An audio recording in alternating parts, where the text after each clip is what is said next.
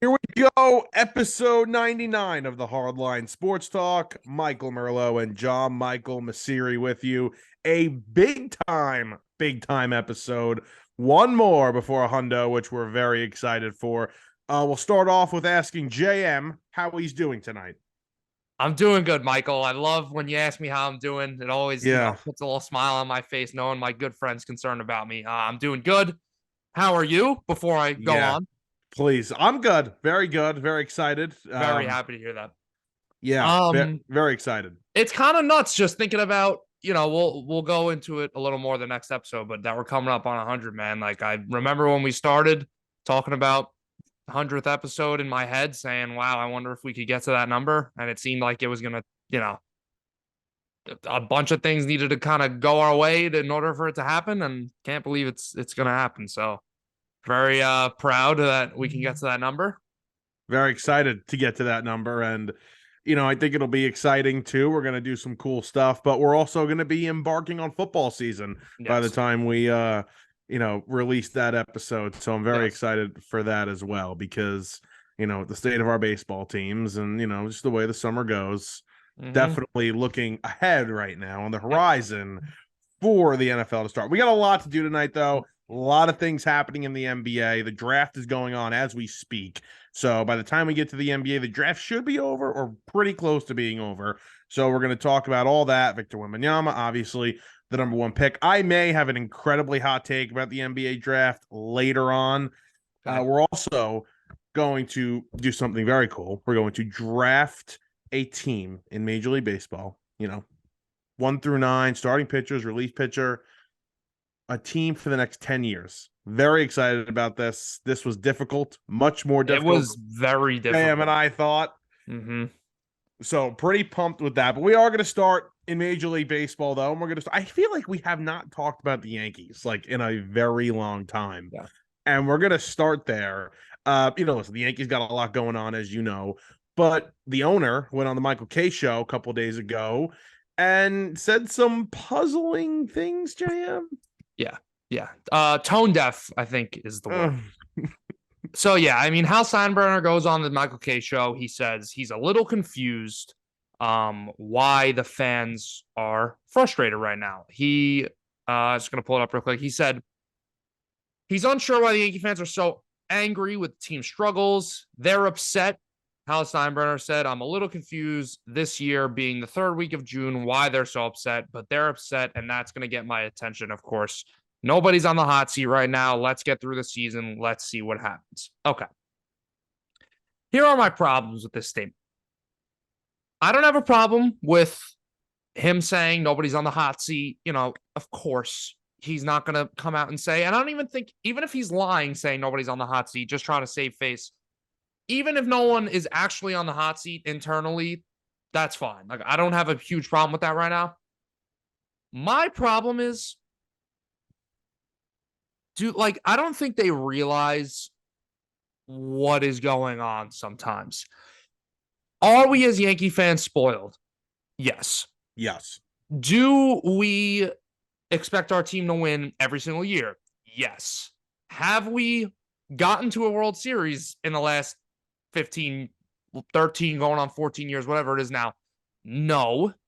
Have we seen the same result year after year? Yes. This team coming up short, we're used to it now. We see the signs in it of, okay, it's going in this direction. We need to do something about it.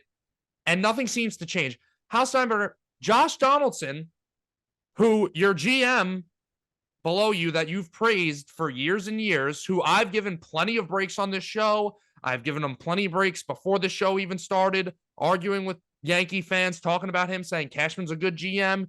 He's made a lot of good moves, which he has, but he's also made a lot of bad moves, especially recently. Brian Cashman, not only are Josh Donaldson and Isaiah Kiner-Falefa, which I'll give IKF a little break because he's been okay lately. Not only are they bad baseball players and they're negatively impacting the team, they're also holding back other players, Oswald Peraza, from being able to come up to the major leagues and make a contribution to this team. I don't understand why they haven't pulled the plug already on Donaldson. not only are they not pulling the plug on him, they're actually like promoting him. He's batting higher in the lineup. The guy's batting like a $140, whatever he's batting now. 133. I just don't understand how you could be that tone deaf. We're watching Billy McKinney, who, by the way, is doing great. But you know, Billy McKinney, before you get back to your point, Billy McKinney comes up from minor leagues or wherever he was from and hits with the new team he's on. And then he'll go back to being Billy McKinney. But enjoy Billy McKinney right now. But here's the thing. Hal Steinbrenner saying he's surprised. It's the middle of June right now. The team's in third place, or they might have bumped down to fourth after tonight. I gotta check the standings, but they're in third place as of right now. And they have a winning record. So what is there to be so upset about? Well, let me tell you what there's to be so upset about. Like I said, Billy McKinney, Willie Calhoun, Jake Bowers, IKF, guys like this that are getting everyday playing time with this team after not only did you not add a bat at all this offseason, but the bats that you were expecting to hopefully continue their contribution or make a larger contribution are underachieving. You know, this is where I can understand where he's coming from, okay? And this may be a slight on the general manager and not even on Hal Steinbrenner. Aaron Judge obviously is not playing. Harrison Bader obviously is not playing. They're both hurt. They both could be back soon. But right now, throughout this terrible stretch of offense that we've seen from the Yankees, these guys haven't been there. So the one thing that I'm a little bit confused about, especially from Yankee fans, is that this team hasn't been whole this entire season. They've missed Rodon for the whole entire year, which people forget about. Cortez has been hurt. The rotation has been terrible, and yet Cole has somehow kind of held it together. The bullpen's been good, and they're 8 games over 500 or 7 after tonight. So I understand why, to an extent, Yankee fans would be upset with Cashman. You know, even if you lose Aaron Judge, who's arguably the best player in baseball, you should still have guys to supplement in there that aren't as bad as some of these names that we're throwing out there. But at the same time, again, this team hasn't been full. They've dealt with a ton of adversity all season. They play in the best division in baseball by far, and they're 7 games over 500, a game out of a playoff spot, and it's the end of June. So to an extent, I can agree with Hal Steinbrenner. Why are we freaking out? The expectation of the Yankee fan, and we've talked about this so much, and not only the Yankee fan, but just in general, teams that are expected to compete before the season started, you know, that it has to be a World Series or bust. The Yankees, like you mentioned, the Yankees haven't been to the World Series in 14 years. So don't we think this expectation of World Series or bust should change? How about we get to the postseason healthy and playing our best ball? Because last season they were world beaters, up until July, and became an average team toward in the second half of the season and toward the playoffs. Got to the ALCS and got rolled by a better team. So for the Yankees, I think it's about getting healthy, making the right moves at the deadline, figuring out what you need, getting these guys back before the deadline, and going out there and trying to compete for a World Series later in the season. Right now, I'm not overly concerned. You're not burying yourself by any stretch of the imagination. I understand what you're saying. When you look at it, that's what I think where Hal Steinbrenner and what you're talking about right now, where there's a little disconnect, is at the surface level, yeah, blind resume, okay, your team's injured, you're 40-33, 41-33, whatever you are. And, you're a game out of the playoff spot. Like you said, you're waiting for these guys to get healthy. Your best player's hurt. Harrison Bader's hurt. Your big offseason acquisition of Carlos Rodon is hurt. He's rehabbing. He should be back pretty soon. I get it. However, the depth of this team is very concerning. I mean, you have, especially the pitching depth. I mean, you have Domingo Germán, who is one of the most inconsistent pitchers that I've seen in a really long time, and seems like for a guy that has had some problems with cheating, where he's gotten caught for using substances while being on the mound, that plus his lack of consistency is very concerning considering the role we're putting him in right now. Nestor Cortez is a guy that, we were always worried about being a flash in the pan. He showed that he could produce for over a year span, but it seems like maybe that spark is going to run out. I mean, he doesn't have the most jaw-dropping, eye-popping stuff that you see. And then you have guys like Johnny Brito and all these guys who, yeah, sure, now and then come in, have a good start. Clark Schmidt's been okay. Like, it's been meh. But those are your 6 and 7 guys in an ideal world. Right, but right now they're your 2 and 3 guys. Yeah. No, I get that. And I understand that, you're hurt and, you're waiting for these guys to come back. But the problem is it seems like every other year this is the case with this team. And like I said, I think that speaks to the depth. I mean, you have a guy like Oswald Peraza, like I just talked about, who's a guy who should be filling in. And hey, maybe he provides a spark. Oh my God, this kid's talented. He's raking in AAA. Last year, he gets called up to the Yankees in September, puts up a 300 batting average, gets some playing time in the playoffs when he should have been playing more. IKF, they were starting over him, who was awful in the playoffs and was awful the whole season. You have a guy like that who could be making a big impact. But instead, we're favoring playing time over Brian Cashman's golden child and Josh Donaldson for some reason. And like I said, when you look at this roster, they didn't add a bat in the offseason. Maybe you're blind to it as a fan, talking about myself in a third-person view. Maybe I was blind to it as a fan. But you look at that roster coming in this year, and you say, there's a shot DJ doesn't have a great year. He is 34, hasn't had a really good season since 2020. Stanton, he's a guy who's dealt with injuries throughout his whole career. He's getting up there in age now. Who knows what kind of season he's going to have. Even Rizzo, a guy who I think is hurt right now. I mean, he's for some reason does this every year now where April's his month. And then not only does he come back down to earth, he crashes back down to earth. I mean, holy crap. So between these aging players that you're relying on and the thing we fear the most with Aaron Judge not being healthy that's going on right now, this team, I mean, they're barely holding their head above water. And yeah, I get it. You need to get through it and get healthy. But the question that pops into your mind is, who's to say we're going to get healthy? You know what I mean? Who's to say? And I understand you can't complain too much about that because injuries are injuries. You can't control them. But you do understand as an organization, when you're looking at your roster, okay, this guy's a little more prone to get hurt. This guy's a little more prone to get hurt. We need depth more in these areas and this and that. And they seem to be lacking that depth. Yeah. You mentioned it before, especially coming into the season. I wasn't as confident in this Yankee team. Like you mentioned, you could have been blind to it as a fan. I looked at it and kind of exactly how you did. DJ has, dealt with injuries and has been great. We don't need to go on. But to me, and you mentioned defending Brian Cashman, and I've been up and down on Brian Cashman for the past couple of years now. I think it's clear at this point that roster construction is the problem here. 100%. Yeah. Their payroll, I don't know the exact number. It's the second or third highest in baseball behind the Mets. So when I think, we asked this question, we've talked about this. When you look at the Mets payroll, you're like, how is it $370 million? And yet, they don't have a ton of stars all over the field. And they're not even paying some guys, and you kind of could figure it out. Like, they have Cano, they have these really high pitcher, taking up $80 million. So you can kind of understand it to a degree. With the Yankees, though, you look at the way the money is spent.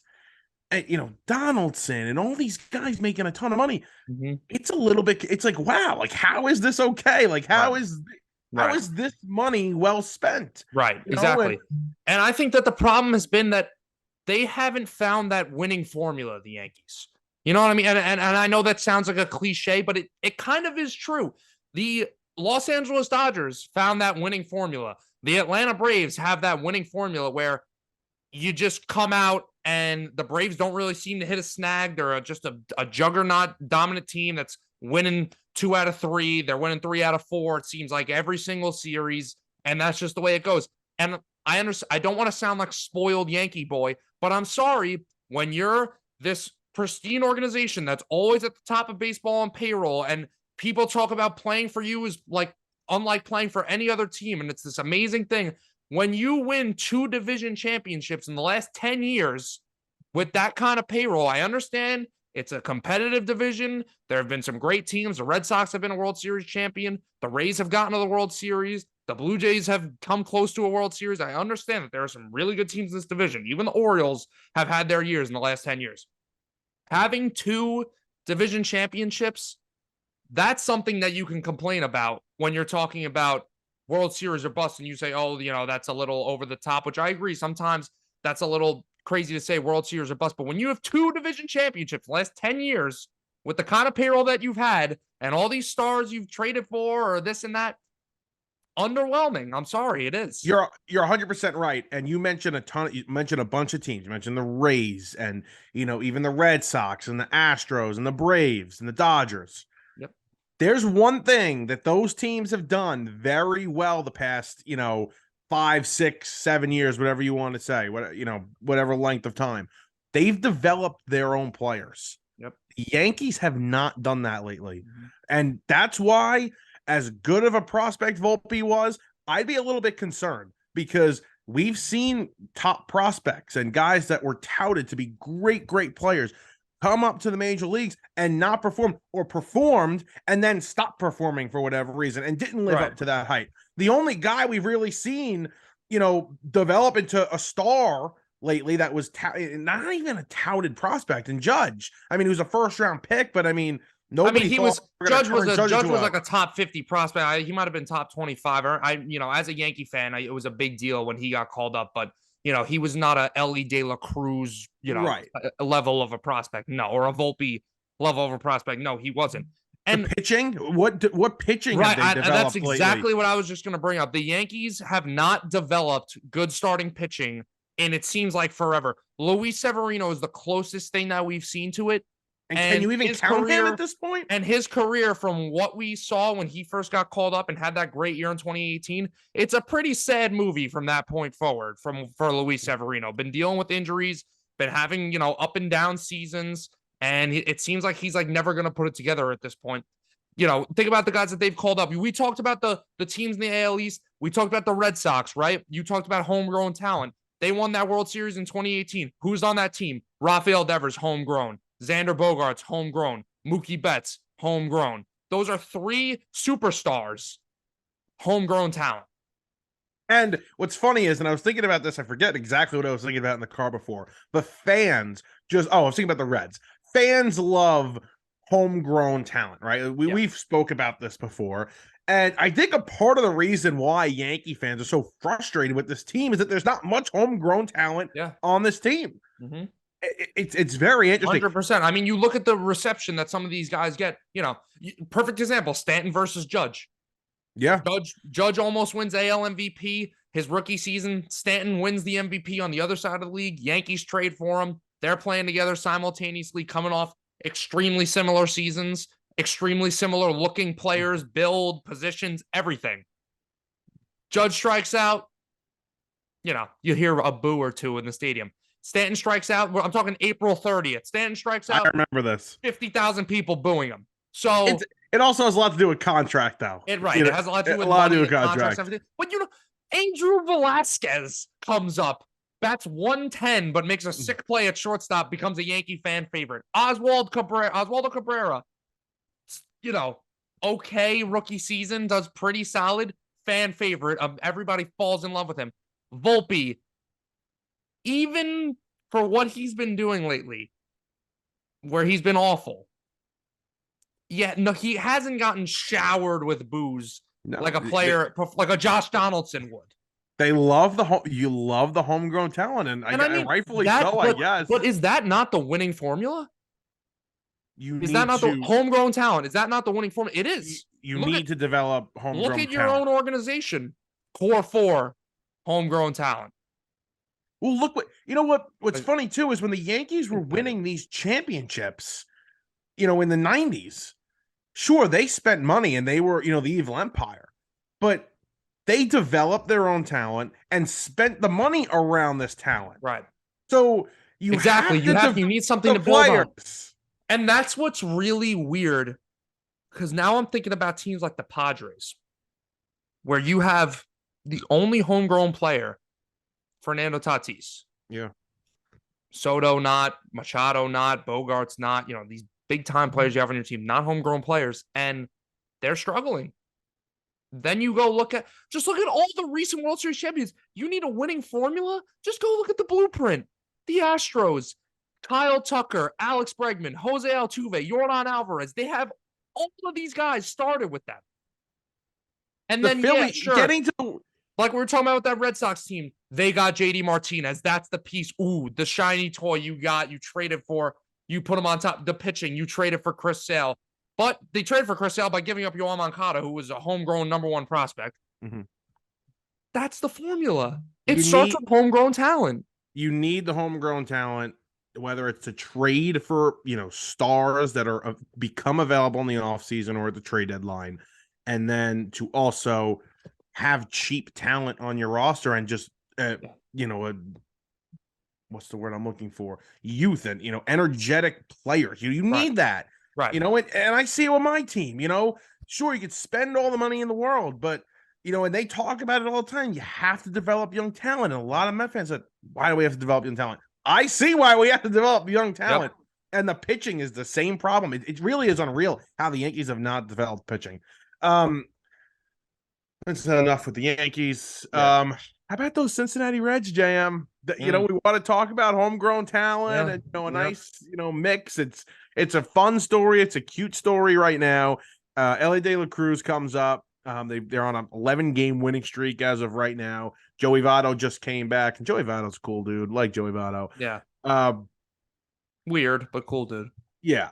It's a very interesting story. It's a cool story, and it's a terrible division. And they have a terrible division. And they seriously have a chance at winning this terrible division. They do.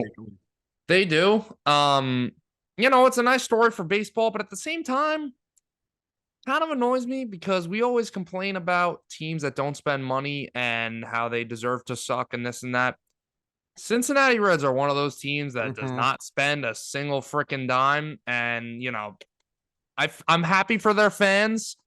They deserve it, going through a lot of BS with this team over the years. But in terms of and feeling for the owner's perspective, pisses me off that they're doing well. I can understand that, but just think about the homegrown talent we were just talking about. These fans have been put through hell with their owner and just bad seasons and just boring baseball. Yep. Got these younger guys and they're playing well and they're in a playoff spot as of today. It's pretty cool, and they must be going nuts over there. Yeah, in Cincinnati. Some of these, big prospects. Ellie De La Cruz was a huge prospect, literally and figuratively. Tyler Stevenson's a guy that we've praised when we've done our catchers list and talked about some of the young, bright, good players in baseball. Sure. Spencer Steer has been doing very well for them. Jonathan India, a guy who had a sophomore slump, he seems to be putting it back together. The bullpen, they got some nice pieces. Alexis Diaz, a guy who has been treating us pretty nicely in our fantasy baseball league. Thank you so much. So good for the Reds. Halfway through the year, just about right now. So we'll see if it holds up. I think this is anybody's division, including the Cardinals.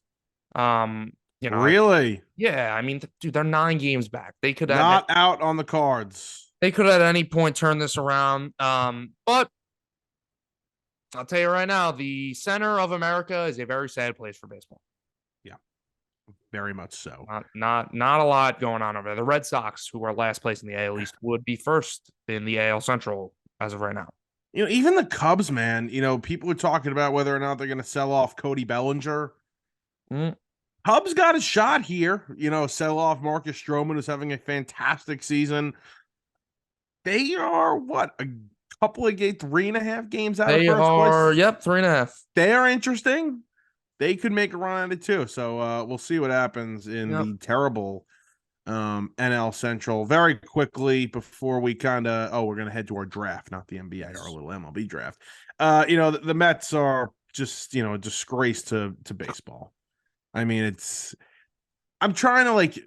was trying to stay positive, trying to stay a little bit optimistic. And I'm thinking I watched part of the game against the Astros on Wednesday afternoon. And I said to myself, they're not good at much.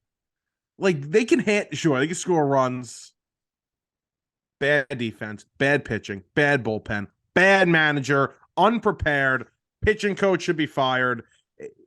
They don't do many things well, and that's why I am officially done. Like I'm officially out on this season. Well, that's the thing that's very weird about this team is they really haven't changed much from last year. I mean, what losses do you have from last year? Diaz, who is still on your team, but he's just hurt. Diaz, Like, and by the way, people DeGrom, don't realize how much of a massive loss Diaz is. But yes, Diaz and DeGrom.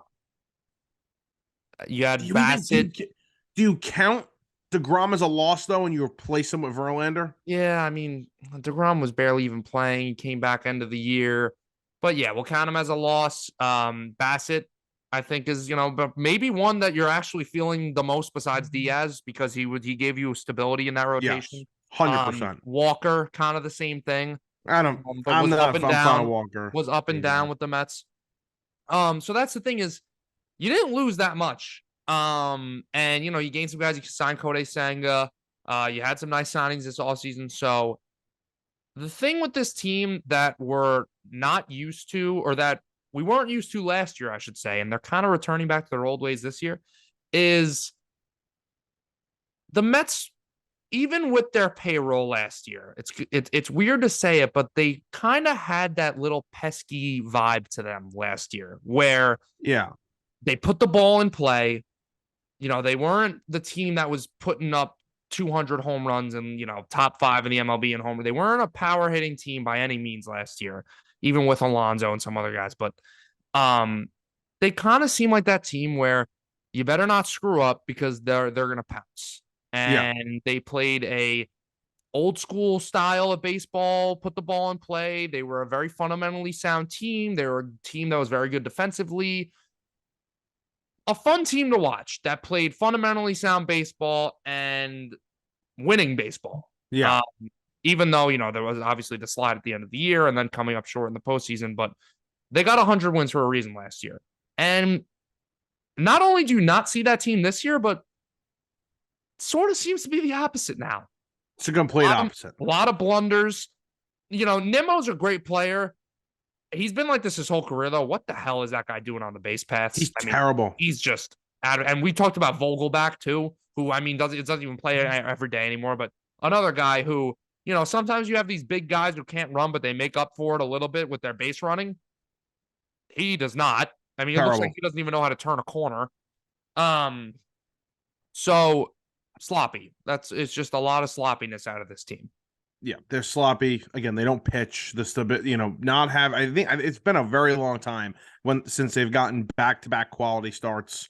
And the bullpen for shaky, and you can't even get to the back end. And when you get to the back end, it feels like somebody blows it. Yeah. So a lot of problems, not much hope that they're going to figure it out. They're burying themselves as of right now. And I think that's the scary thing for the Mets here. 22nd in bullpen ERA. 22nd. Not what you want. So break, and we'll get into the draft. The two drafts. Our draft first. Our little MLB draft when we come back. All right, we are back here as we get set to do our little MLB drafting for the next 10 years. We're drafting for the future, baby. And pretty pumped up to do this. Spoke about it before. It was a little bit more difficult than I think we both imagined. Starting pitching for sure. I pretty much got through 1 through 9. Like, all right, I got a couple of guys at each position I really like here.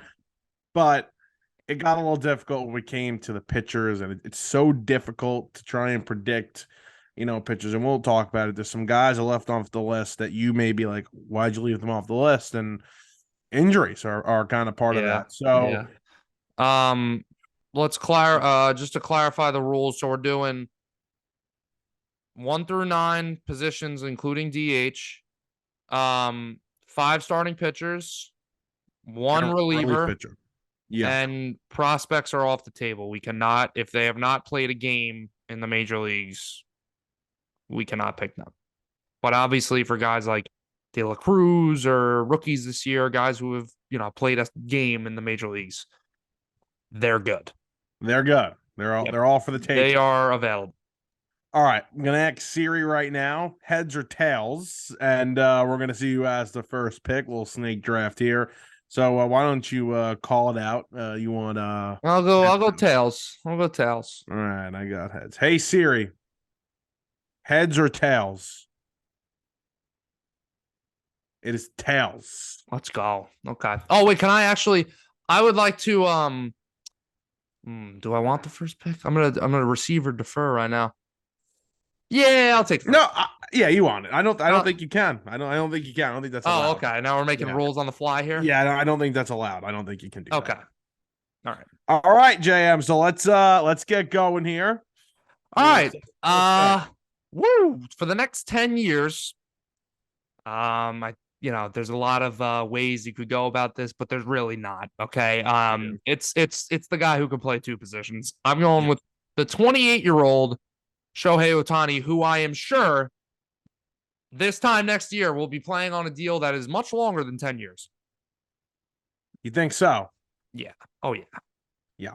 So give me Shohei. So that already fills up my DH and one of my starters. Congratulations Shohei on that off poll. the board. Thank you, Michael. All righty. My first pick, and we will stick him in left field. We will go with Ronald. Excuse me, not Ronald. We're gonna go with Juan Soto, the 24-year-old. You know how much I You love you some Juan Soto. I love Juan, and we're gonna take him right there, stick him in left. All right. And my next pick here, I got back to back. See, this is really difficult. It is. It's very difficult. I'm gonna go with Acuna. Yeah. All right. Can't really go too wrong there.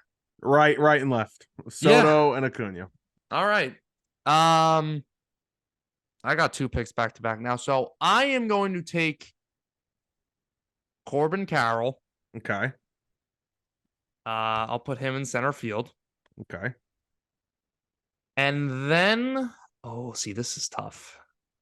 I'm picking between like two guys right now. I should probably write these down. All right. I'm going to go.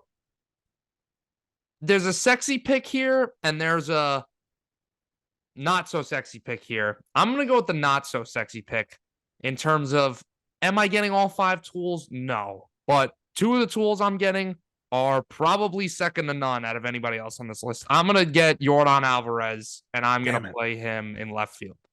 Okay. All lefty hitters so far for me. All right. So I like that. I was probably going with him next. This is crazy. I think I'm gonna fill out my outfield here. I'm gonna take J-Rod here, put him in center. Okay. You have a full outfield, yes. I have a full outfield. And we should have clarified this before, because I can move guys around if they can play the position, no? Yeah. I'll allow it. All right. Well, it's not going to matter here because I'm going to take Spencer Strider, and he's going to be my ace.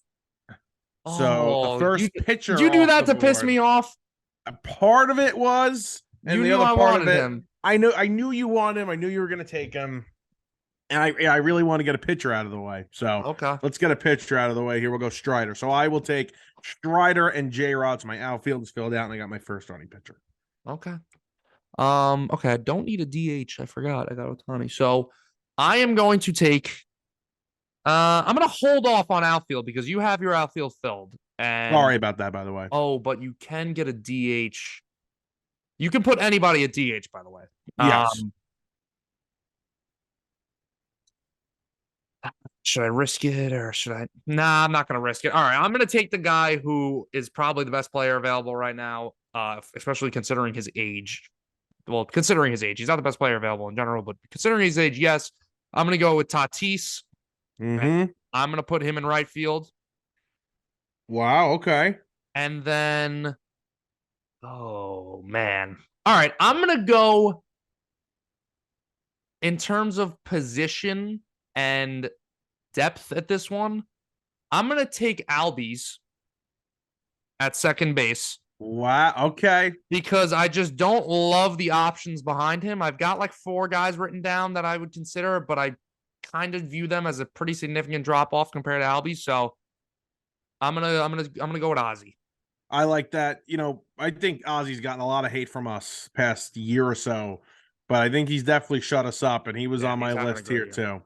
So, great pick. Great pick. All right. I'm going to take another starter, JM, and I'm going to go with Luis Castillo. Wow. Okay. 20 wait, let me just make sure I have his age right No, for a no, second. he's picked. I don't care if he's He's 40. No, damn it. Mhm. No, I don't pick him. I looked at his What debut. kind of BS are you running No, right I now? looked at his debut of 24 and I thought he was 24 years old. That's on me. That doesn't count. Damn it. Okay. That was a bad move. I mean, I looked at it and I When looked at you it said twice. that, I'm not gonna like, lie, I was like, really? Like I like didn't even put him down, but okay. Like I'll I support like my looked friend. really quickly and I was like, wow, he's only 24. And I looked again. I'm like, Yeah, it all says right. 24. All All right, right, buddy. no, we're taking that back. Bad by me, bad by me. Let's go Zach Gallen here. Yeah. I know Zach Allen's young. Good pick. Yep. He listen, him and Strider right now are probably what 1A and 1B for this season's NL Cy Young Award. Yeah. I mean, yeah, I think it's Gowan, but Strider's right behind him. So I really like Gallen. He'll be my number 2 starter. And then Piece of crap. this is difficult here. Let's go Wander Franco at shortstop. Good pick. Good pick. All right. That was a strong round for you. I'm feeling good. I'm feeling good. Do I put Tatis back at short? That's the Just question. because what I've done in outfield, I probably wouldn't do that. All right. I'm gonna go a pitcher. I need a starting pitcher behind Otani. I'm gonna go Shane McClanahan. Um, Probably after him, there's a little drop off. I think that, Yeah. what's left of like young stud pitchers, I think that's pretty good right there.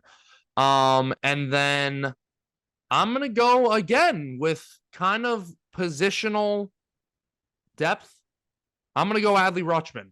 I knew you were going there. I I knew you were going there. I think I'm very, very happy with that. When you look at there's some solid guys. I have a feeling. I wonder who you're gonna pick to be your catcher. Yeah. But yeah, Rutschman.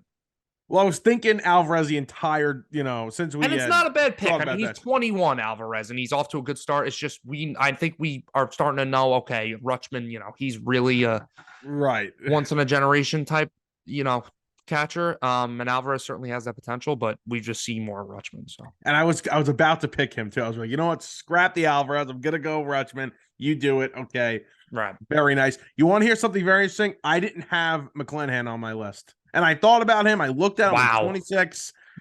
He came out of the game tonight. He's had some like nicks and knacks here. Okay. I'm staying away. I don't know. He scares the hell out of me. Okay. Scares the hell out of me. Okay. This is really, really difficult. But you took an Oriole, and I'm gonna take one. I'm gonna put Gunnar Henderson. I'm gonna put him at third base. Wow. Okay. Nice. Yeah. I had him on my list. I did not think he was going to be the first third baseman off the board. You know what? I respect the pick though. You're gonna be 22 in a couple of days, in a week. Very, very interesting. Looked at Devers. Looked at Riley. Could have went Devers, and been. Whoa. You're forgetting somebody. The GOAT, Josh Jung. Oh, Josh Jung. I could have went Josh Yeah, Jung. no, I mean, Are you going Josh no, Jung? I'm not going Josh Jung. As much as I love Josh Jung, I'm not going to pick him over those 2 guys you just mentioned. But Yeah, I could have went those 2 guys. I was like, you know what? I'll stay away. And then the next position next all right, so you just picked Gunnar Henderson. Gunner at third. Okay. And you know what? Like I want to go DH. I just don't know who to go. So we're gonna take another pitcher. You know what? This might be recency bias. I don't really care. Just from what we've seen this guy already, you might be like this completely out of left field. Okay. Yuri Perez Wow. from the Marlins. Wow. Okay. He's like he's a top prospect, top. I think pretty sure he's in the top 5 or top 10 at least. Yeah, that's Has definitely gotten off to a fantastic start in his major league career. In ERA under 2, he had a fantastic start Wednesday night. Yeah, Yuri all right. Perez. Listen, I I'm won't. feeling my rotation out. All right, I'm also going to hold on. I need to write in Yuri. I have a spreadsheet, and I need to write in Yuri Perez's name, and then Oh, take. You're writing them in. I'm writing it in too. So Yeah, but like I know. didn't have Yuri Perez on my list of potential candidates, but now I just. No. Okay, I'm gonna keep adding the rotation, and I'm gonna go with a guy who, over the past couple years, is the best pitcher in baseball and is only 28 years old. So I'm gonna take Corbin Burns. Okay. I'm gonna put him in my rotation for the next 10 years. I got him until he's 38. Um, and now I need a first baseman. That is the only position that neither of us have drafted yet, Yep. and relief pitcher. There's a couple. We talked about it before we did this. This is a weird position because first base is one of those positions in baseball that usually is stacked. You usually get a lot of production out of first baseman. But if you told me, okay, make a top 10 list of the first baseman in the MLB right now, a lot of them would be 29, 30, 31, Yep. 33. Freddie Freeman. We got Freeman. Goldschmidt is up there in age. He's past his mid 30s, or his late mid 30s, whatever you want to say. So a little weird when evaluating the talent here. I have 3 candidates. I have Vlad, I have Alonso, and I have Matt Olson. Those are my 3 too. Right. I'm not going to overthink it. I'm going to go with Vlad. I know he had a down year for him for what his standards are last year, and again this year isn't having the best season, but he's still very young. I believe he's still under 25 years old, so has a long time to figure it out, and we've seen what his potential is when he puts it all together. So I'm going to go Vlad. All righty, very nice. And you took Burns before, and that first base is really difficult. This was easily the hardest one for me if Vlad was off the board, so probably should have went to him a little earlier. That's fine. All right, I'm going to steal somebody from you. I'm going to put Austin Riley in my DH spot. 26, 27 years old, I'm pretty sure Riley is. Little down year for him this season, but just overall a stud offensively. Right. And if he's just hitting, man, doesn't have to worry about defense. He's not the greatest defender, not the worst defender, not the greatest defender. If he doesn't have to worry about that defense, he could be scary. Yeah. So we'll go Riley at the DH spot, and that's pretty much over Alonso. Yep. And second base. I'm between 2 guys here. I'd have to move somebody to do this, but I'm going to go Nolan Gorman of the St. Louis Cardinals. Young kid, top prospect. He's slumping right now, but really got off to a great start. 15 home runs, a ton of power, and potential at second base. So let's go Nolan Gorman at second base. He can play other couple positions too, but he's going at second. See, this is all right. I'm gonna hold off on shortstop because I just keep contradicting myself here. I'm gonna go the last position that hasn't been taken. I just want the best player available, so I'm gonna go Class A for relief pitcher. Now, okay, I need a third baseman, I need a shortstop, and I need 2 more starting pitchers. So I'm going to go. This is tough. How many starters do you have? I have 3. All right, so do I. Yeah. I just have 1 more player than you right now because of Ohtani. Yeah. Yeah. This is so difficult. There's like 3 guys that are bouncing around my head right now, but I am actually going to go with the 26-year-old, still seems to be one of the underrated pitchers in baseball. I'm going to go Logan Webb. Very nice. Yes. Very nice. Thank you. Giants, by the way. Crazy. I mean, they freaking came out of nowhere. Crazy. And they're on like a 10-game winning streak. It's like the quietest 10-game winning streak I've ever seen in my entire life. All right, we're still on the show. We're going to go starting pitching here. I'm up, right? You made 2 picks. Yes. Okay. I'm going to take Hunter Green. A little injury concern, but a big time strikeout guy. If he could put it together a little bit, kind of get because we spoke about him, and I was watching him when he pitched the Yankees, and David Cohen said it. The stuff is there. He just gives up runs. Yep. He gives up too many runs. If he could figure that out, not giving up runs part and just striking people out, he's gonna be even better than he already Probably is. use another pitch too.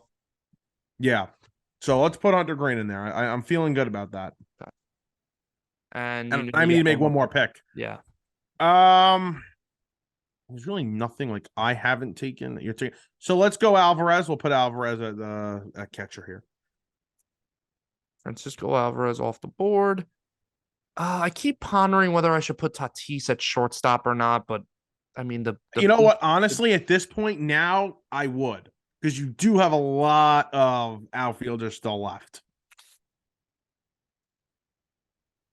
All right, I'm gonna literally wait till the last round to make my decision on this. Okay, a guy that I am shocked that I am getting, especially considering you drafted 2 third basemen. I'm taking Devers. I'm kind of shocked. I know you really like him too. I like Devers. That I was able to get him. So I'm gonna pick him to be my last offense. No, I'm sorry. To be my third baseman. Now in terms of starting pitching, I got it. By the way, I have 3 more picks. Okay, I'm gonna lay it out for you because I'm locked in to pick a starting pitcher, and it's gonna be my last one. So I'm just gonna throw out all the names I'm thinking of right now. I got 5 guys I'm deciding between. One of them, Sandy Alcantara, who is at a 5 ERA right now and is just having an awful season. But I mean, this guy was the NL Cy Young last year. In 2021, he had a good season too. Like, it wasn't just some fluke year. So, who knows what's going on with him? If he pitched. It's like it seemed like 130 pitches every game last year. So maybe he's feeling a little fatigue or something. I don't know what's going on with him. So I'm thinking about him. I'm thinking Hunter Brown, the rookie for the Astros, who's been off to a great start. I'm thinking Dustin May. I'm thinking Framber Valdez, who's one of those guys where it's just on the fence of his age. Yeah. And we're concerned about injuries. Screw it. Yeah, I'm going to go with Tristan McKenzie is going to be my last starting pitcher. Yeah, I wanted to go McKenzie, but you kind of mentioned it. The injury concern. Yeah, definitely. I really like that rotation though, for sure. Yeah, that's a good rotation I got there. All right, I'm gonna go relief pitcher. I'm gonna take Munoz. Am I just like an idiot? What? Andres Munoz. I thought you were gonna say like a Chinese name. That was like Min. I know. I can't speak today. I really can't speak today. I'm having a problem. Would probably help. We'll go with Munoz there. Probably just said it wrong again. And then need another starter. You took first base already, so let's take the guy you were considering in Hunter Brown to fill out the rotation. Okay. Now, my last pick, I need a shortstop. And I was thinking about moving Tatis to short and picking a Kyle Tucker, or even picking Judge. Shocked. You haven't taken Tucker, by the way. Absolutely shocked. I mean, he's just, who are you going to take out? Like the great Don LaGreca would say, Alvarez, Carroll, and Tatis. I got in the outfield. So kind of tough to move people around. Unless you move shortstop. Just from a defensive perspective, like shortstop's a huge position. Tatis has had the injury. I don't, he wasn't the greatest defensive shortstop. I don't really want. Who are you putting at shortstop? I'm gonna go De La Cruz. Yeah, that's the only other guy. It's a little chalk. I was thinking Bo Bichette. That's the other guy I was really thinking of. Wow, really? He's having a great season, but again, defense not great. So I'm gonna go Ellie De La Cruz, the fastest guy in baseball, one of the biggest young stories right now. Exciting player, has all the potential in the world. But big risk considering he's played about 30 games at the big league level. Not even half that, 15, whatever he's played. So yeah, I'm gonna go Ellie De La Cruz. Alrighty. And my final pick at first base. The first baseman for the New York Metropolitans. the best power hitter in the game. Wow. Yeah. Pete Alonso. In all Okay. seriousness, I Judge is the best power in the game. But in all seriousness, talk about a guy that could probably just hit home runs until he's like 40. Yeah. Probably Pete Alonso. So, even though he's 28, we'll go with Pete here. All right. So we'll read over the teams real quick and we'll go. Yeah. I'll post, we'll post it on social media of the final rosters, but I got and I want us to like construct our lineups too. Yeah, that's fine. Oh yeah. Totally. I got Rutschman, Vlad, Ozzy Albies, Rafael Devers, Ellie De La Cruz, Yordan Alvarez, Corbin Carroll, Tatis, and Otani. And then my rotation is Shohei, Shane McClanahan, Corbin Burns, Logan Webb, Tristan McKenzie, and my relief pitcher is Emmanuel Clase. All right. At catcher, I've got Francisco Alvarez. First, I've got Pete Alonso. Second base, Nolan Gorman. Third base, Gunnar Henderson. Shortstop, Wander Franco. In the outfield, Juan Soto, Julio Rodriguez, and Ronald Acuna Jr. Starting, we've got Spencer Strider, Zach Gallen, Yuri Perez, Hunter Green, and Hunter Brown. 2 Hunters. That's really weird. I almost said Hunter Biden. DHing is Austin Riley, and the relief pitcher is Andres Munoz. I don't know why I can't say Munoz. I don't know why I can't say that. I even have it in my head. Hunter Brown? I thought you went somebody else. No, I went Hunter Brown. Oh, okay. I considered our boy Bobby Miller. Yeah, I also thought about Bobby Miller, but too early. Bobby Miller on the fantasy team. That's hot. Yeah. I'm trying to construct the lineup right now. I'm gonna have a hard time doing this, I think. I have a lot of switch hitters. Like a lot. Yeah, this is really difficult. I have Rutschman, Albies, and De La Cruz. I guess it's not crazy. 3 switch hitters, but I've got 1, 2, 3, 4 lefties and 2 righties and 3 switch hitters. It's pretty solid. Yeah, you got some balance there. This is tough. I got 1 through 4, I think. But anyway, enough of making the lineup. Oh, God, this is really, really difficult. I can't do this right now. Okay. Want to talk some NBA? Let's talk NBA. Let's talk NBA draft here. We haven't. I'm just going to check the phone real quickly. Haven't had. I'm going to grab my phone right here. Just keep going. Yeah. Haven't had any major blockbuster trades happen like tonight during the draft. But really the biggest question mark in this draft was going to be, does Brandon Miller kind of, go past 2 here? Do the Hornets take him, or do they take Scoot Henderson? And I think they made the greatest decision they've made in a very long time in their franchise's history. And they drafted the right guy in Brandon Miller out of the University of Alabama. It's a little bold. A lot of people might actually, the Kings are trading Rashawn Holmes, so blockbuster. Oh, sorry, I spoke too soon. Damn it. That's a little bold. I'm not gonna lie to you. I think that a lot of people are gonna disagree with you. Brandon Miller. I think that these 3 guys, I think that's what a lot of people are also agreeing with, though. These 3 guys in the top 3 are kind of, all right, drop off after that. Reminds you a lot of the 2019 draft. I think that was Zion's draft, right? I think 18, you're right. 2019 draft. Yeah, 18 was Luka's year. So the year after, 2019 draft. We were at that one in 18. Yes. When you had Zion, Ja, and RJ, and then it seemed like there was a little drop off after that. So looking back, there wasn't exactly a drop off, but you know what I mean. So Brandon Miller versus Scoot Henderson, you got 2 very good players right there. Scoot's more of the athletic Westbrook type of guard that is, maybe not the greatest 3-point shooter, but plays like a Ja Morant, a Derrick Rose before the injury, a Russell Westbrook. Obviously, great comparisons there. Really explosive guard, and a guy who probably would have been the number 1 pick or Brandon Miller, those are two guys where you put them in other years' drafts. Those are the number one prospects. But of course, when you have a 7'5" unicorn in front of you, who is like the greatest prospect we've seen since basically LeBron James, you're kind of overshadowed by that. So can't really go wrong with Brandon Miller.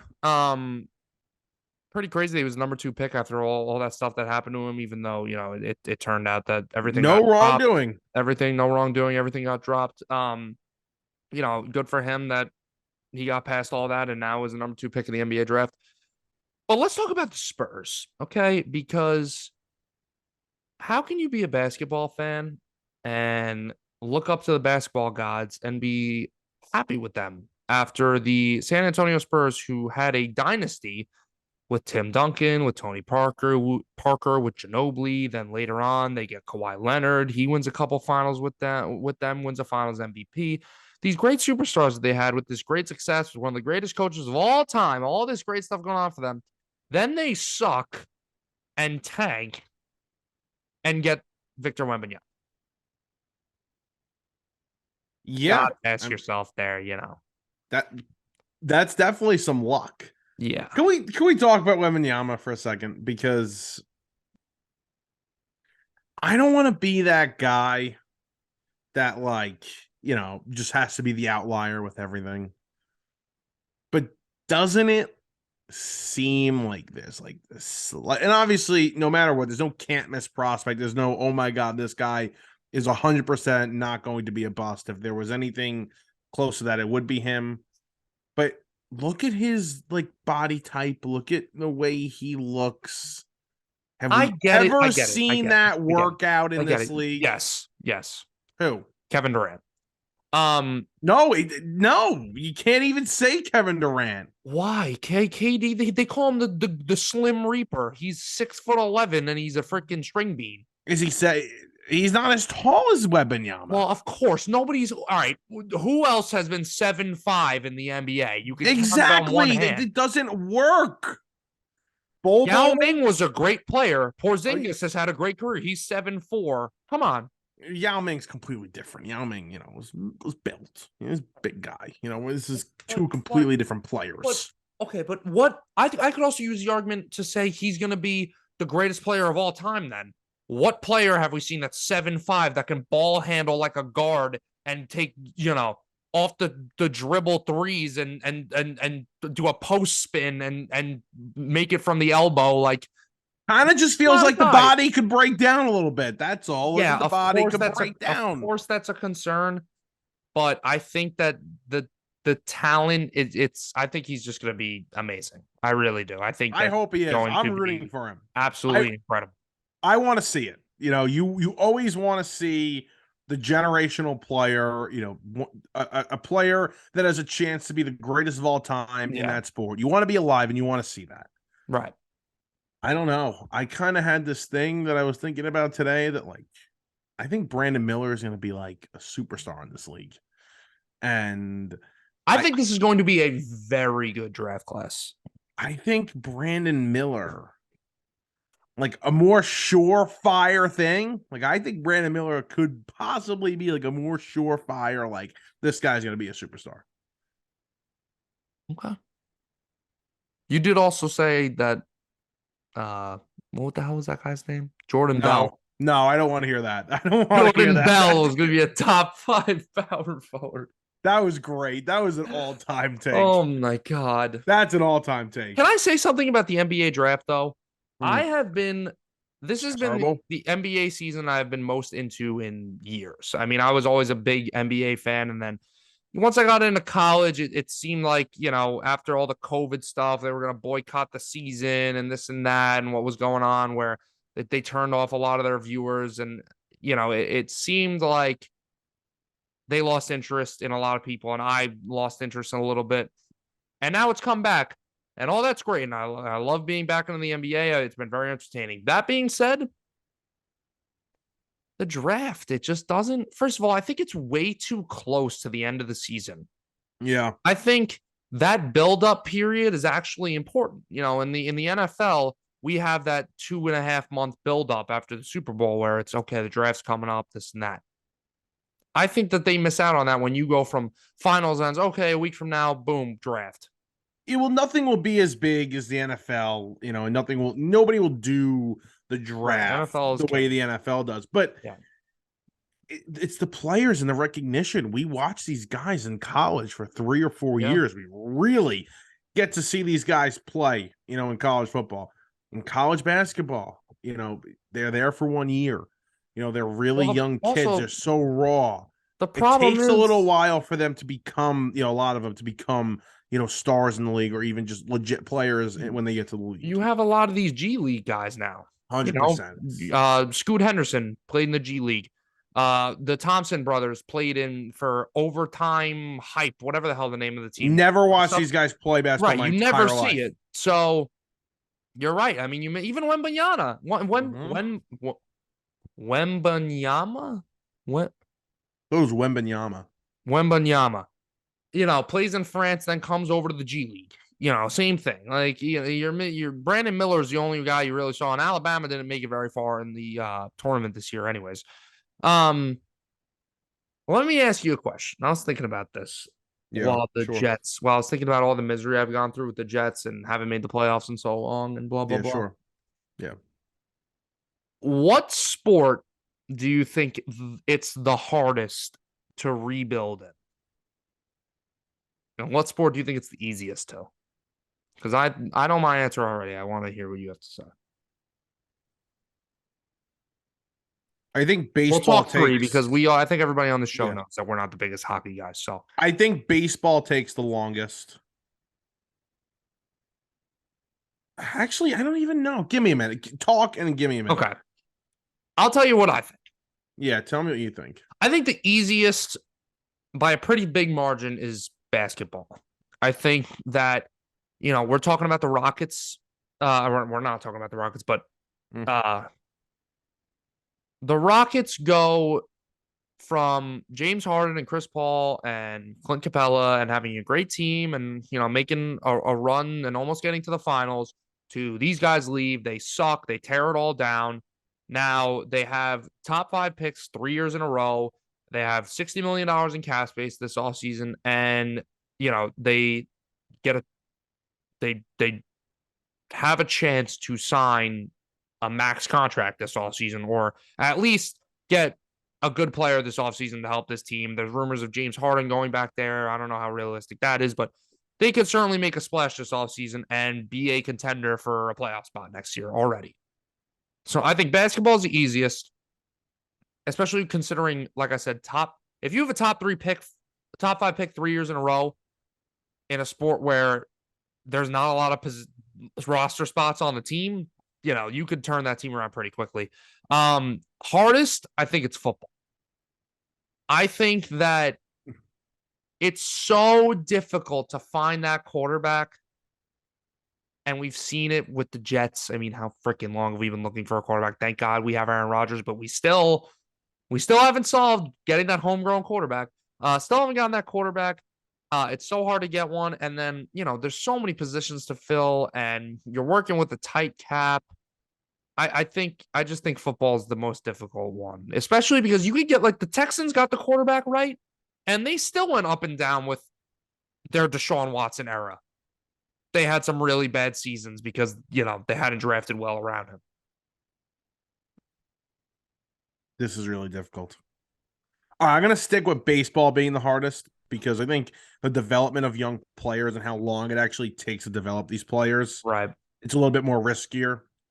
And just, I mean, it's not a physical sport at all. I mean, the injuries that we see in baseball, especially these pitchers, it's difficult for them to stay healthy. So I'm going to say baseball is the hardest to rebuild and completely rebuild in. And you completely threw me for a loop with football because I was considering football to be, the easier one, but now I'm kind of shying away. The only thing I'll say is when we think teams are going to be really bad in football and then they have that bad season, maybe they have the high draft pick and they draft well and they have a last place schedule and, they had some cap space and they signed some guys to contracts. They're not the worst team in the league, but they also haven't rebuilt their team. So I don't know. I mean, I guess you're right when it comes to the NBA. The only thing is it's tough to draft in the NBA. So I'll say the NBA just because, the cap and, being able to just accumulate so many picks. So we'll go NBA, but I think it's closer than you think with football. Baseball is definitely the hardest. All right. I just think you see more turnover. That's it. In the NBA, I think you see a lot of teams going up and down, up and down. Like the Warriors. They had the I'm not a this hasn't been a dynasty after they got Wiseman and had the number one pick, but they won a championship. It's kind of insane. What other sport would you see a team go from multiple championships, first overall pick, championship? Like it's you're right. In like a 6-year span. It's kind of insane. You're definitely right about that. Okay. Let's discuss what? Peanut M&Ms. You're a big fan, aren't you? No, I don't like the peanut M&Ms. Why? Because I don't like peanuts. You like peanuts? I don't like peanut butter and chocolate. I'm also allergic to tree nuts. Me too. Yeah. These kind of taste like they're from 2 Halloweens ago. Yeah, you might want to throw those out then. All right, I'm not going to eat those anymore. Yeah, you just shove one more down your throat. Let's discuss these trades here quick. Chris Paul was traded to the Golden State Warriors earlier Thursday. Why? For Jordan Poole. Yeah, you could go first here. I just think it's head scratching. Yeah, it kind of doesn't make it. I mean, I will say I did not see it coming. I'm sure you didn't either, and neither did really anybody else except the Warriors.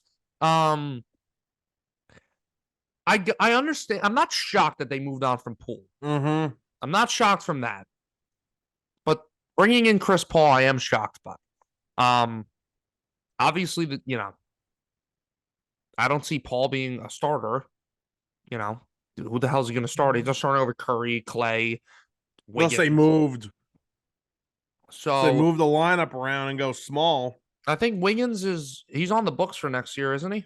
I think, unless Wiggins comes off the bench. I'll look it up quick right now. I understand the NBA is positionless now. Yeah. To a certain degree. But Chris Paul does best when he's got the ball in his hands and he's a facilitator. So I'm guessing that he's going to just fill Jordan Poole's role being that 6-man. But doesn't really make a ton of sense to give up a young player like that and get a 38-year-old point guard. I'm not loving it. I'm just not. Yeah. And I hope the Warriors, that's not like their move. If they want to go out and contend for a championship again, if that's like their move of the offseason, I don't think that gets it done at all. No, and they have to go make another move. And, they have a decision to make on Draymond. Draymond declined his player option. Oh, he's going to just, wherever LeBron is, he'll be there, You think so? You don't ready. Think he's going you don't think he's going back to Golden State? No, dude, he'd make out with LeBron if he could. Wow. The glazing is crazy for LeBron that he does. It's actually insane. He called him his king. Okay. I didn't know that. Yeah, he called him his king. You sure it wasn't AI generated? No, he literally put on his Instagram story at his wedding, Draymond's wedding. LeBron came and he posted a picture of them, put it on his Instagram story and said, "Thank you, my king, for coming to my wedding." That's a little weird, considering he was the one and his wife being honored that night. Yes. All right, we'll move on from that. I'd really appreciate it if we did that. Another big time trade that was made on Wednesday. Now the Celtics looked like they were acquiring Kristaps Porzingis earlier Wednesday. Yes. And then they did not. The trade fell apart. Teams are worried about Malcolm Brogdon's was his ankle or his knee? Physical, not good, and trade fell apart. But don't worry, Celtics found a partner, and they were able to acquire Kristaps Porzingis, who had a very nice season last year with the Washington Wizards, averaging 23 points. Our old friend from New York, Kristaps. So he is going to be with the Celtics. Marcus Smart in the 3-team deal got traded to the Memphis Grizzlies, and we know the Grizzlies will be without John Morant for a little while. What'd you think of this one? Because I actually really like this for the Celtics getting Porzingis. It's good. I actually think that they did better by getting rid of Smart than Brogdon. I'd rather keep Brogdon. Yes, I agree. I think the Celtics still have that problem where they don't have a facilitator. I think that did not go away. They need a guy like a Chris Paul. I thought that was a good landing spot for him. But, Porzingis adds a nice aspect to that team, makes them more dangerous. I think my dad just got home. That's why these lights are on in the background. Adds a nice aspect to this Celtics team. Now, on the Grizzlies side, makes sense. A team that struggled defensively, especially at the guard position. No Dylan Brooks. No Dylan Brooks. No more Guangdong boy. Needed a guard. Yep, Dylan. He's playing for the Shanghai Sharks now, so you needed a guard. Wow. Love the Dylan Brooks. I missed the Dylan Brooks slander. I wish they were still in the playoff. The season still going on. We can still talk about him. Yeah. But yeah, it makes sense for them with Ja being out. Marcus Smart, adds a nice defensive aspect to their team too. And who really cares about the Wizards where they got Tyus Jones? Yeah. Big whoop. But surprising. Wasn't seeing this coming. Yeah. Same thing like the Chris Paul trade. Did not see Kristaps to the Celtics at all. Yeah, it'll be interesting to see what they do with Kristaps. They can do a lot of things with Porzingis. They could play him, off the bench with Brogdon. Obviously, they could start him, which is the most likely option. But very interesting and good for Kristaps. Again, he was here in New York and it didn't end well, and he couldn't stay healthy, and he even had that problem in Dallas, but has kind of resurrected his career, which is good. And I think he'll become more relevant now, obviously. Playing in Washington is fine, putting up good numbers, but Boston contending. Small, yeah, exactly. And by the way, his player option was like $36 million. So they have an option. They could, have him play on this 1-year contract. Yeah. And, almost like approve it, or they could extend him already. I don't know what they're going to do. I would probably play him on the $36 million as long as they got the, the room to do it. So I think that's what they're going to do. So for sure. That'll be cool. And finally, very quickly, over the weekend, I think was finalized today, Bradley Beal is going to be a Phoenix Sun. A lot of people talking about the Suns, trading Shamet, and obviously Paul was in that deal, and a couple of picks as well and pick swaps. But a lot of people saying, oh, well, the Suns don't really have much of a bench now. And, I don't think that's the problem, because they will be able to fill out the bench with veteran minimum contracts and other guys. But I think the problem is just the fit here. I think it's both. I think the fit doesn't make a lot of sense, but I think that what we saw in these playoffs and the way the NBA is now is you need depth. I mean, the Nuggets won that championship with the best player in the game, but it wasn't all because a big part was because of him, but it wasn't all because of him. I mean, good players making contributions. Kentavious Caldwell-Pope had a great finals and was making big shots. Bruce Brown having a big impact on that team. So, you need guys on the bench to contribute. And, between Booker, KD, and now Beal, and who the hell knows about freaking DeAndre Ayton? I mean, he's like a liability on defense. But is it enough? And it's a lot of guys who can score, but a lot of guys who also are going to want the ball in their hands. How are they going to play together as a team? You're talking about KD, a guy who's had injury problems, especially later in his career. He goes down. Now you're kind of screwed. Your boy Cowherd thinks the Knicks should trade for Ayton. Trade Robinson and Hart and go get Ayton. I just anything that comes out of his mouth, I just ignore. PG-13, that'd be nice. Get him over. Yeah, here. That would be fantastic. And it actually came out today that the Knicks had talked to the Clippers about Paul George. Yeah, saw that. That would be huge. That'd guy really nice. That's another guy who you look at their age and you're like, he's only, I think he's in his early 30s, Paul George, which is insane to think about. You'd think that he's like mid to late 30s. He's been in the league forever. Still young. Yeah, that'd be very interesting. We give Randall and Obi, RJ and what are we doing here? What gets that deal done? Who knows? I don't know, because then money gets involved and stuff. I'd do that. I'd do Randall and Obi. Yeah, maybe a couple picks. Anyway, this was a very fun episode. For sure. Needed to get a lot done, and we got a lot done. NFL, I'm going on a cruise, Yeah. so we'll be back. We'll be back in a 2 couple weeks. of We'll weeks. be back. 2 weeks. So episode 100 in a couple of weeks, and football. We'll be talking football. Yes. I promise. Very excited. Your Jets are the front storyline for this season. Quarterbacks worry about being on drugs. We'll probably know our Hard Knocks. Yeah. Our Hard Knocks team. That'd be very interesting to see if he's doing psychedelics on the sideline and during Hard Knocks. This freaking guy, man, unreal. I can't wait. I actually can't wait. I know. But anything you got to say there? No, I mean, the last thing with the Hard Knocks, like, I want them to be on Hard Knocks, but I also don't. Like, I don't. Yeah. I don't want the distraction, but it'd be none of these teams want it. Be so interesting. And if I'm not a Jet fan, I would really want them to be on Hard Knocks too. I want the Jets. I want the Jets. 100%. They're the most interesting story out of all the teams by far, and would probably be the most interesting Hard Knocks in a really long time. If you could choose a team to be Hard Knocks, it would most likely out of all 32 would be the Jets. Yeah, and they're eligible for it, and it just yeah. All right, we'll talk to you guys next time.